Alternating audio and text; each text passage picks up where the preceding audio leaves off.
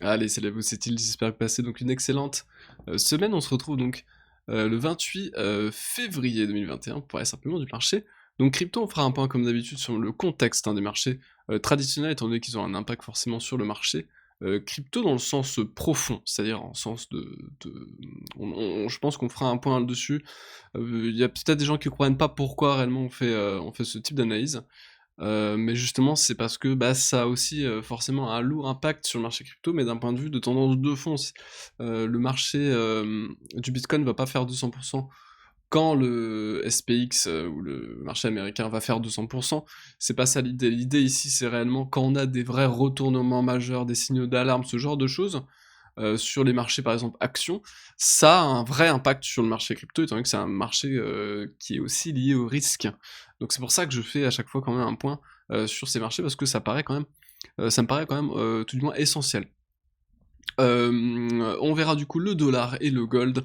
On fera un point forcément sur le bitcoin d'un point de vue hebdomadaire, daily H4.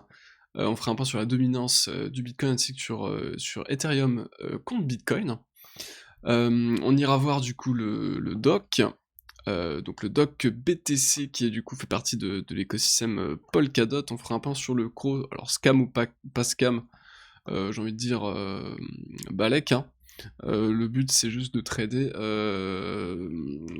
Il y a pour moi aussi une opération spéculative qui est intéressante à faire sur le CRO. Après, si vous croyez au projet, vous ne croyez pas au projet, ça c'est pas mon problème entre guillemets, hein, ça c'est le vôtre.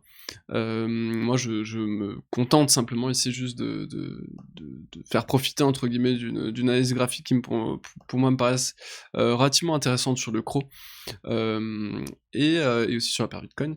Et on fera aussi un point sur l'Ambrosus Supply Chain, entreprise européenne, qui est relativement intéressant, et puis très low cap hein, ici, et puis gros shitcoin hein, clairement sur ce truc, mais potentiellement quand même intéressant, je pense. Et c'est un des shitcoins favoris à Matt aussi, je crois. Allez, on est parti donc rapidement. Si vous avez certains soucis au niveau du coup des éléments de langage qui seront utilisés au cours de cette vidéo, n'hésitez pas à les checker directement. L'exit de trading hein, qui sera disponible dans la description, et aussi ainsi que sur le Discord, hein.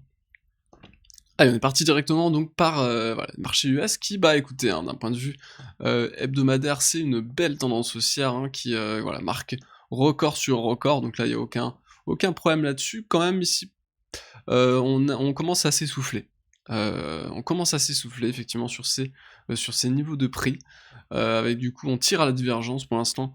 Daily elle est pas confirmée, et on n'a toujours pas de cross à la baisse sur le momentum qui permettrait d'anticiper quoi que ce soit. En tout cas, ça peut être des patterns de prise de profit en tout cas, ou de gestion du risque, hein, si on préfère. Tout dépend après quel pourcentage de capital on veut allouer à cette gestion du risque.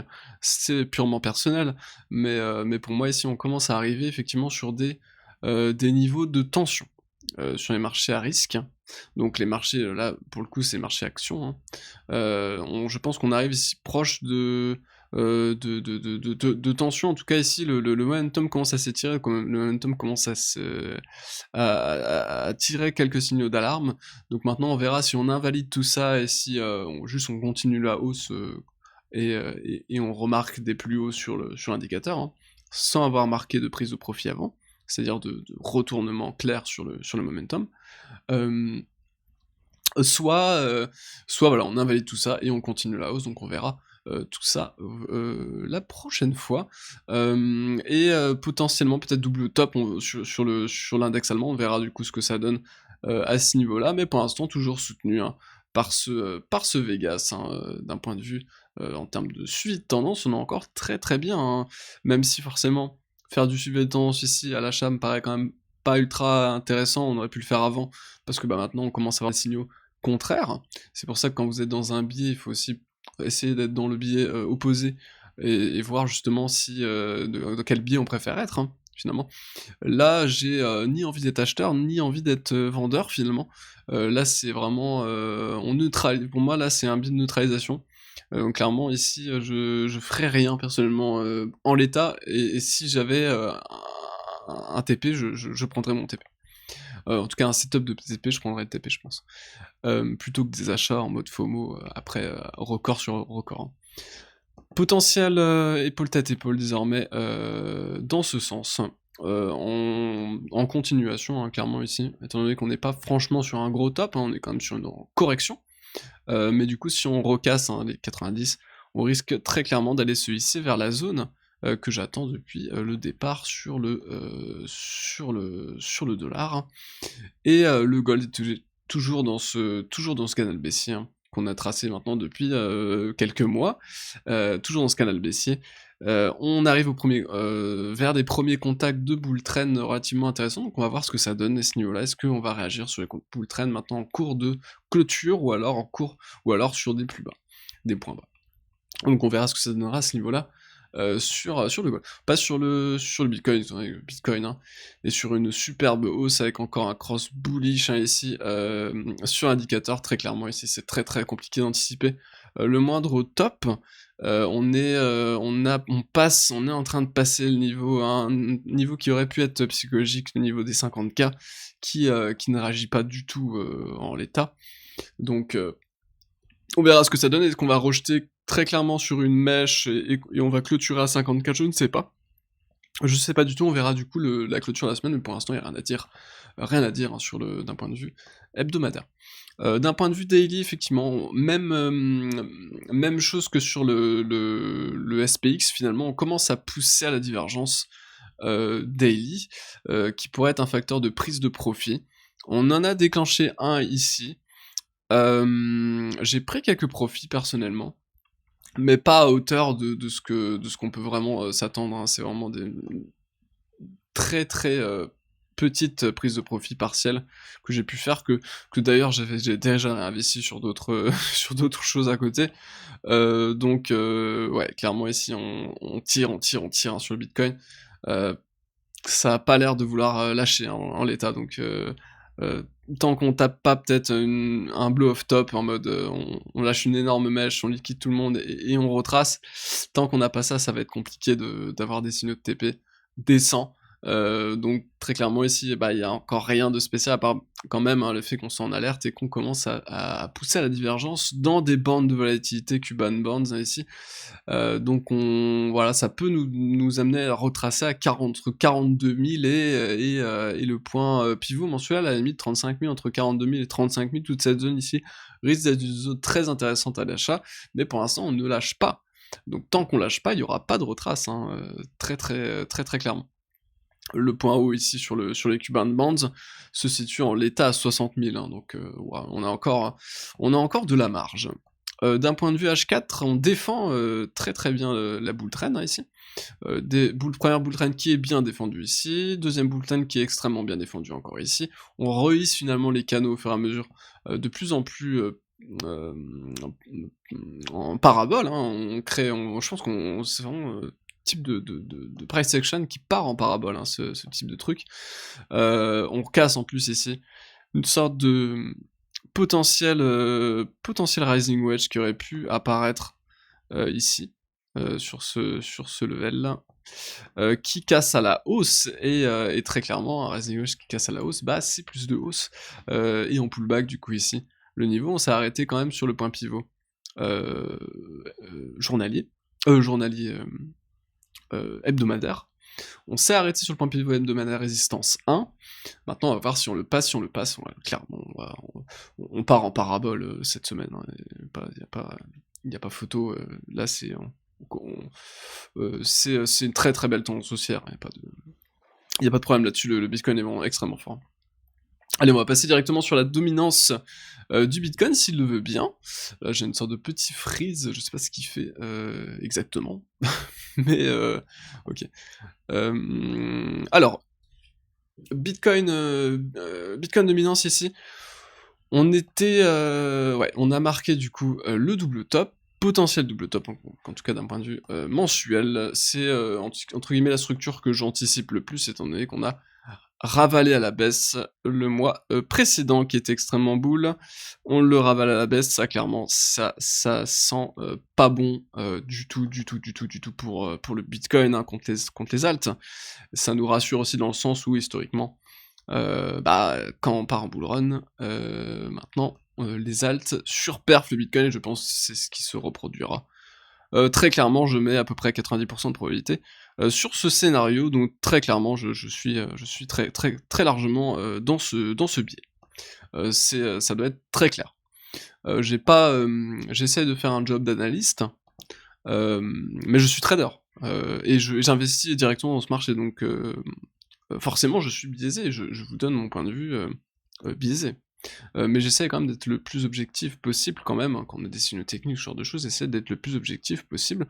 S'il y a des remises en question de scénario à faire, je les ferai, mais en l'état, pour l'instant, ça se passe bien. Ça se passe plutôt bien.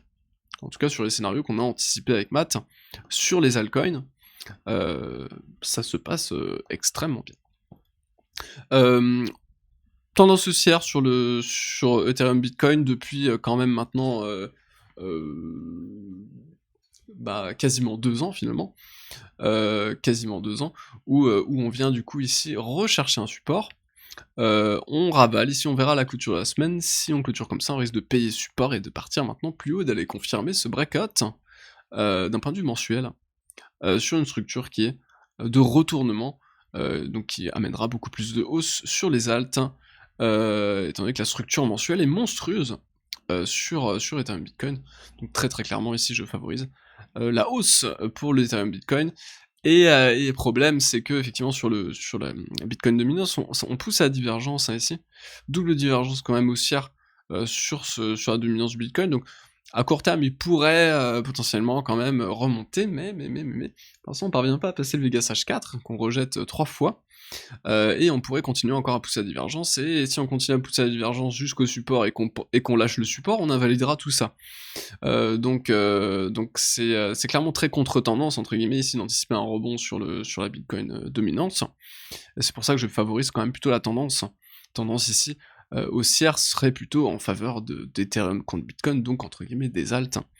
Et donc effectivement si on veut être un trader de tendance, favorisera du coup effectivement ici la baisse sur la dominance du Bitcoin, étant donné qu'à court terme, la tendance court terme est très largement, je pense encore, largement à la hausse pour Ethereum Bitcoin. Allez, on part sur le doc qui m'a l'air très intéressant.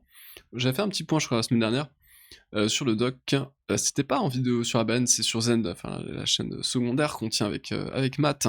N'hésitez pas du coup à aller vous abonner, à aller checker aussi les vidéos hein, pendant que vous y êtes. On casse le niveau clé ici des 90 Satoshi. On commence du coup à le casser ainsi en cours de clôture. On verra du coup la clôture de la semaine qui va être très important sur le doc. Est-ce qu'on va réussir enfin, parce que là vous voyez que la semaine dernière on avait lancé une mèche mais on avait clôturé sur résistance, on verra maintenant si on arrive à passer en cours de clôture ce niveau, d'où du coup je le rappelle toujours les cours de clôture c'est extrêmement important. Il faut faire attention aux cours de clôture, c'est le plus important, les mèches, c'est pas si important que ça les mèches, hein, c'est simplement, ça veut juste dire que, hop, ici, on a mis une tête sous l'eau, on a voulu break, mais finalement, non, on break pas, on revient sur résistance, et là, du coup, maintenant, on verra si on break vraiment, au niveau de la clôture de la semaine. Si on fait ça, du coup, on risque d'aller se retrouver sur le haut de range d'ici quelques semaines, d'ici quelques mois. Je peux quand même peut-être aller checker quand même la version dollar, ça fera plaisir à certains. Version dollar, du coup, bah écoutez, hein, retour sur ce niveau, les niveaux hauts ici, hein, qui me paraît être tout à fait sensé. Pour certainement du pullback, ça peut être intéressant ici. Donc de revenir sur ces niveaux, retaguer ces niveaux, qui correspondra très certainement à une montée du Vegas H4, ensuite tendance, qui sera potentiellement un achat intéressant à faire sur le doc. Le CRO, donc MyCrypto, qui, voilà, on va parler, hein, est-ce que c'est un scam, est-ce que c'est pas un scam, est-ce que leur business model va fonctionner, est-ce qu'il fonctionne bien, est-ce que c'est nul, pas nul, c'est pas le sujet ici, le sujet c'est que on est quand même du coup donc là sur la paire dollar. Globalement, on est sur une tendance haussière, vous voyez, hein, de fond, ça monte. Et ici, on structure quand même ici un beau W, donc un beau double bottom, hein, qui du coup aurait un target théorique, hein, je suis en log, c'est pour ça que vous voyez cette target, hein. Voilà, si on se met comme ça, on voit très bien que c'est égal, et ça nous ferait targeter du coup les 14 cents. 14 cents qui pourraient être du coup très largement atteignables hein, sur le CRO. Donc on verra maintenant, à l'idéal, on se place sur le pullback, donc des 10 cents, entre les 10 et les 9 cents, pour aller chercher du coup au moins un target théorique, voire maintenant après je pense plus haut. Plus haut là-dessus, et je pense qu'on reprendra une tendance haussière sur ce coin, et la version Bitcoin est hautement intéressante aussi, hein, point de vue Bitcoin. Je vais repasser en log, pardon. Hop. On a quand même une belle divergence classique sur des niveaux de prix qui sont extrêmement attractifs, hein. Si on a un stop à 0, le risk-reward est monstrueux par rapport à la baisse hein, qu'on vient d'avoir, donc très clairement toutes les targets qu'on pourrait avoir vont être intéressantes par rapport au risk-reward, juste avec un stop à 0 en mode hold, un buy and hold, avec une belle divergence daily sur la tête. Il faudrait maintenant casser et confirmer le break des 250 Satoshi pour confirmer du coup un retournement ici sur le crypto.com. Donc là, opération spéculative, hein, très clairement. C'est pas forcément la paire la plus sympathique, hein. Elle a pris extrêmement cher. Donc pour de l'investissement, peut-être pas. Mais ici, clairement, il y a une opération, je pense, spéculative à aller chercher. On a plusieurs niveaux hein, ici. Target théorique, du coup, on aura ce niveau. Ça correspond à ce niveau, des 360 Satoshi. C'est la target théorique du double bottom en cours. Et ensuite, on aura d'autres niveaux, ce niveau résistant. On a un niveau pivot ici, on le voit très bien avec résistance. Hop, support. Niveau pivot ici, qui aussi avait fait quasiment le même travail ici. On vient le rechercher et on dump. Donc très clairement, niveau pivot ici, on aura... Par contre, derrière, après, on a quoi? Un niveau résistant à peu près ici. Et ensuite, on n'a plus rien. Donc là, on a un gros spread ici, entre ce niveau et ce niveau. Ici, on n'a plus rien. Donc très clairement, dès qu'on commencera à passer ce niveau ici, on va arrondir à 800. Dès qu'on commencera à passer du coup les 800 sat, on risque de ne plus s'arrêter avant les 1004. Voilà, donc à peu près pour le potentiel qu'on pourrait attendre sur ce coin. Ça me paraît être une opération extrêmement attractive, le CRO, hein, le CRO qui est vraiment, je l'avais pas vu, mais vraiment monstrueux. Hein, monstrueux. Et on finira sur l'Ambrosius Supply Chain Shitcoin, quasiment top 1000, je crois. Gros shitcoin, hein, très clairement, mais voilà, qui structure quelque chose qui est absolument monstrueux. D'un point de vue hebdomadaire, hein, quasiment une épaule tête-épaule hebdomadaire qui est vraiment relativement jolie hein, ici. Hein. Alors, d'un point de vue mensuel, c'est encore plus chouette. La target théorique se situerait... On va checker ça.